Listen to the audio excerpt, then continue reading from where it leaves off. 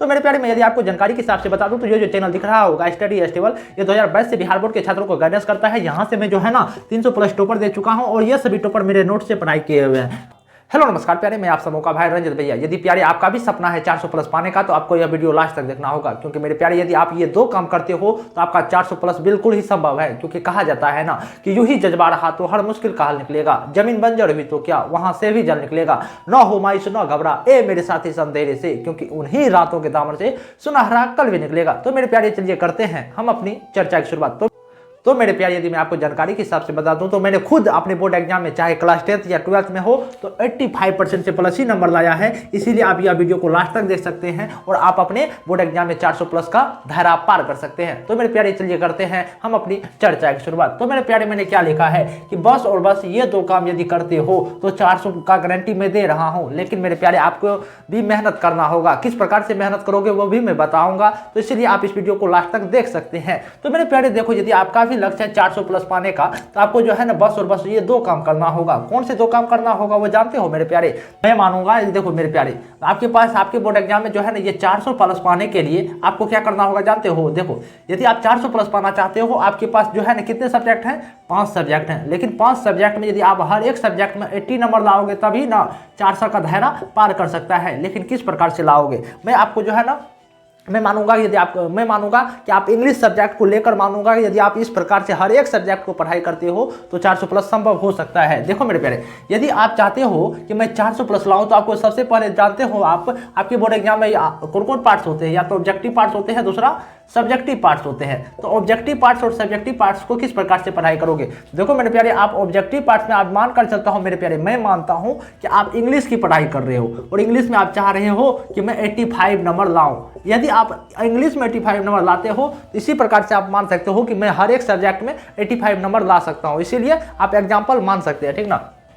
मैं मानता हूं कि आप जो है ना इंग्लिश की पढ़ाई कर रहे हो और इंग्लिश में यदि आप 85 नंबर लाना चाहते हो तो क्या करना होगा? आप जानते हो कि हमारे इंग्लिश के पार्ट में जो है ना ऑब्जेक्टिव पार्ट को यदि मैं सॉल्व करता हूं तो ऑब्जेक्टिव पार्ट में जो है ना 60 प्लस 40 का कॉम्बिनेशन होता है। ये 40 को जो है ना 40 बुक से ऑब्जेक्टिव रहते हैं और हमारे 60 ग्रामर का पार्ट्स होते हैं। यदि चाहोगे कि मैं जो है ना ऑब्जेक्टिव, यदि देखो ऑब्जेक्टिव के पार्ट से यदि मानकर चलता हूं कि यहां से आप 45 ऑब्जेक्टिव सही कर देते हो और सब्जेक्टिव से यदि 40 नंबर लाओगे तभी ना 85 नंबर लाएगा। तो देखो किस प्रकार से पढ़ाई करोगे। तो आप जानते हो कि ऑब्जेक्टिव पार्ट्स को सॉल्व करने के लिए आपके बुक के पार्ट होते हैं और ग्रामर के पार्ट होते हैं। यदि आप बुक के पार्ट से 40 ऑब्जेक्टिव में यदि आप यहाँ से 30 को ऑब्जेक्टिव सही कर लेते हो और ग्रामर के पार्ट से 60 को ऑब्जेक्टिव में यदि 20 को ऑब्जेक्टिव सही कर लेते हो तो इंग्लिश में जो है ना 50 को ऑब्जेक्टिव सही कर लेते हो। अब इसी प्रकार से आप सब्जेक्टिव को किस प्रकार से पढ़ाई करते हो, देखो मैं इसी प्रकार से आप फिजिक्स, केमिस्ट्री, बायोलॉजी हर एक सब्जेक्ट में मान सकते हैं मेरे प्यारे, ठीक ना? तो आप देखो होगा क्या कि सब्जेक्टिव की यदि बात करता हूं तो आप जैसे एस से लिखोगे, जैसे हमारे आप जानोगे। सबसे पहले कब मैं यह बताना चाह रहा हूं मेरे प्यारे कि यदि आप 400 प्लस पाना चाहते हैं तो सबसे पहले आपको यह पता होनी चाहिए कि जो है ना सिलेबस के चार्ट बना लो। आप जितने भी आपके पास सब्जेक्ट हैं, चाहे फिजिक्स है, केमिस्ट्री है, बायोलॉजी है, हिंदी है, इंग्लिश है, तो आप ऑल सब्जेक्ट का क्या करोगे, एक सिलेबस का एक चार्ट बना लोगे। और साथ ही साथ क्या करोगे कि जो भी आपने सिलेबस का चार्ट बनाया है और सबसे पहले सिलेबस के चार्ट बनाने के बाद आप क्या करोगे कि सभी इंपॉर्टेंट चैप्टर जो भी हमारे जैसे सिलेबस बनाया है ना, आप सबसे पहले यह देखोगे कि हमारे जैसे कि मानकर चलता हूं यदि आप इंग्लिश हैं तो इंग्लिश में आप यह सबसे पहले पता करोगे कि इंग्लिश सब्जेक्ट में इंपॉर्टेंट चैप्टर कौन है। चैप्टर पता करने के बाद ये सभी इंपॉर्टेंट चैप्टर का वन शॉट वीडियो देखोगे। ये मैं आपको बताना चाह रहा हूँ। ये जो मैं आप ये यदि कौन से दो काम करोगे, फर्स्ट काम तो आप ये ना करोगे कि आप सबसे पहले जो है ना सिलेबस का एक चार्ट बनाओगे। सिलेबस के चार्ट बनाने के बाद आपको यह पता होनी चाहिए कि मेरे कौन से पार्ट जो है ना कमजोर है, कौन से पार्ट हमारे मजबूत है। मैं आपको यह बताना चाह रहा हूँ, ठीक ना?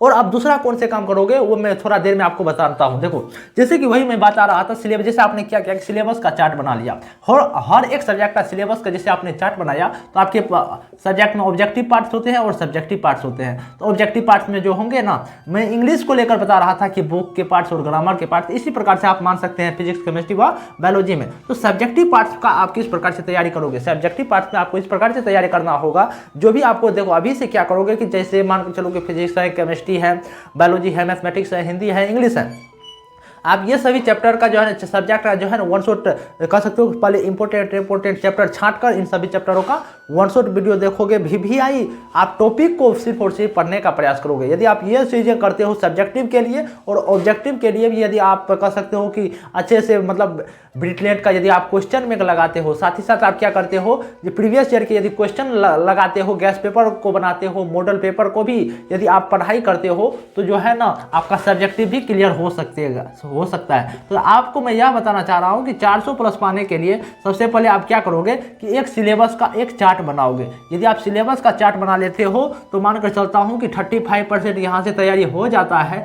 लेकिन और जो है ना 65% तैयारी करने के लिए आपको अपना वीकनेस पर काम करना होगा। आपको पता होगा, आपको खुद पता होगा कि मैं कहाँ पर कमज़ोर हूँ। मेरे को नहीं होगा पता, क्योंकि एक छात्र को ही पता होता है कि मैं कहाँ पर अभी कमज़ोर हूँ, कहाँ पर मैं मजबूत हूँ। इसीलिए मेरे प्यारे सबसे पहले आप क्या करोगे कि आपको खुद पता होनी चाहिए कि मैं किस सब्जेक्ट में कहाँ पर कमज़ोर हूँ। आप जिस सब्जेक्ट में जिस टॉपिक में कमज़ोर हैं उसको रेगुलर रिवीजन करो, बार बार प्रयास करो, और जो भी चीज़ में दिक्कत हो रही है उनको बार बार कह सकते हो कि रिपीटेशन करो। क्योंकि जितना ज़्यादा रिपीटेशन करोगे, जितना ज़्यादा रिवीजन करोगे उन टॉपिक में आप उतना ज़्यादा मजबूती प्रदान करोगे। क्योंकि कहा जाता है ना कि सपने वो नहीं जो सोते हुए दिखते हैं, सपने तो वो हैं जो हमें सोने नहीं देते हैं। यदि आपका भी लक्ष्य है 400 प्लस पाने का तो आपको इसी धैर्य से पढ़ाई करना होगा, इसी सपनों के साथ पढ़ाई करना होगा। तो मेरे प्यारे मैं आपको यह बताया, मैंने ये आपको यदि मैं इस वीडियो का सारांश कहूँ तो मैं यह बताना चाहता हूँ कि यदि आप चाहते हो कि 400 प्लस पाने के लिए तो पहला काम क्या करो कि तो सिलेबस का चार्ट बना लो। सिलेबस का चार्ट बनाने के बाद आप क्या करोगे, सिलेबस का चार्ट बनाने के बाद और सब्जेक्ट का इंपॉर्टेंट चैप्टर को खोजो।